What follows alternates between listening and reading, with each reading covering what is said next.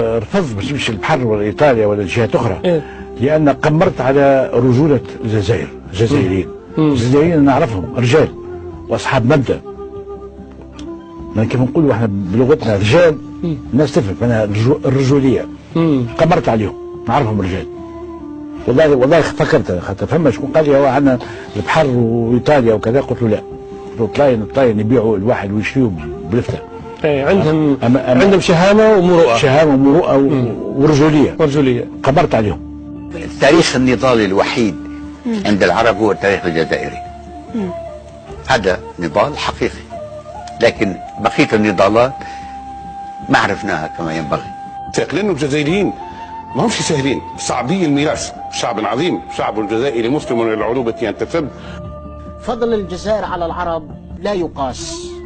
الجزائر حركت الضمير العربي، الجزائر حركت الوجدان العربي، الجزائر حركت الثورات العربية، الجزائر قدمت الكثير للعالم العربي. تعرفين كم قدمنا لفلسطين نحن؟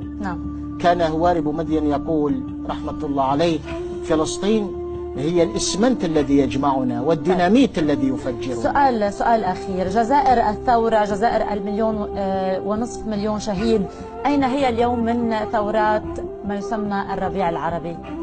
والله نحن الثورات التي تريد أن تحق الحق وتقضي على الاستبداد والظلم انطلاقا من المكونات الداخلية مرحب بها في الجزائر. أي ثورة يشرف عليها النيتو والأمريكان والأنجاز، يعني اليوم العربي صار مجنون العربي.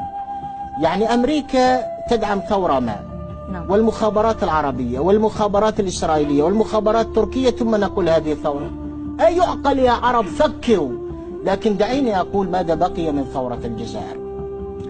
الخلايا الجذعية في الجزائر، الأشجار في الجزائر، الأنهار في الجزائر، الأطفال في الجزائر، أبناء الاستقلال، جيل الثورة في الجزائر، النساء في الجزائر، الشيوخ في الجزائر، الصحراء الجزائرية، البحر الجزائري، منطقة تمنرست، منطقة سيدي فرج، منطقة البويرة، تيزي والزبجاية، 40-50 ولاية في الجزائر. الكل، الإنسان والجماد والحيوان في الجزائر ماذا يقول؟ أقسمنا بالدماء أن تحيا الجزائر. أشكرك المفكر الإعلامي أقسمنا بالدماء أن تحيا الجزائر. نحن حصلنا على استقلالنا ب1.5 مليون، والذي يفكر في المجيء إلى الجزائر والله العظيم أنا يحيى أبو زكريا سأخلع سترتي وسأحمل كلاشينكوف ضد من يتهجم على الجزائر. وهذا الكلام موجه للفرنسيين الذين بدأوا ينسقون مع دولة الأزواد في شمال مالي للتحرش بالجزائر. أقول للفرنسيين: مثلما جئتموها شمالا عبر البحر دمرناكم في الصحراء. أقول لهم فقط لا أقول أن رجالنا في الجزائر سيحمون الجزائر، لكن أقول أن عقاربنا في الصحراء وحياتنا في الصحراء أيضا تقول أقسمنا بالدماء العالم العربي والإسلامي حماها الله وحمى مناضليها. أشكرك. فقط كلمة أخيرة إذا سمحت، ولو المخرج يعطيني دقيقة. باختصار شديد. أقول للشعوب العربية والشوارع العربية: لا تسلموا إرادتكم لأمريكا النجسة وفرنسا النتنة وبريطانيا العاهرة. ابنوا غدكم بأيديكم. إذا أردتم ثورة، لست ضد الثورة من أجل التجديد والقضاء على الاستبداد، لكن أنتم أنتجوها وليس أوباما أو كاميرون أو هولاند أو برنار هنري ليفي حبيب شارون وصديق أولمرت وابن الحرام لبنيامين نتنياهو. أكيد الكل سمع أو بيعرف نهر بردة وبيعرف الربوة. طريق الربوة وطريق نهر بردة في قصر كبير بالجبل عالي هو لعبد القادر الجزائري.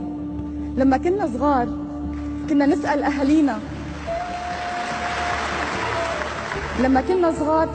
أهالينا، لمين هالقصر، لمين هالبيت العظيم العريق؟ يقولوا لنا إنه هذا المجاهد العربي الجزائري عبد القادر الجزائري. الأمير عبد القادر اختار سوريا لحتى يعيش فيها، اختار دمشق موطن، ودمشق كانت لإله ملهمة ومستقر، وكان الجامع الأموي منبر، وكان حتى تراب دمشق حنون على جثمانه الطاهر.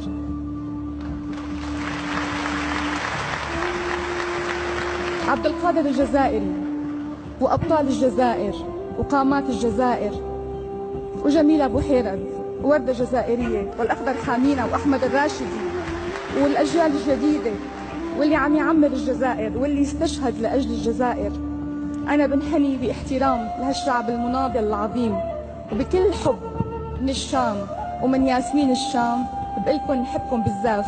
تحيا الجزائر، وعقدنا العزم أن تحيا الجزائر فاشهدوا، وعقدنا العزم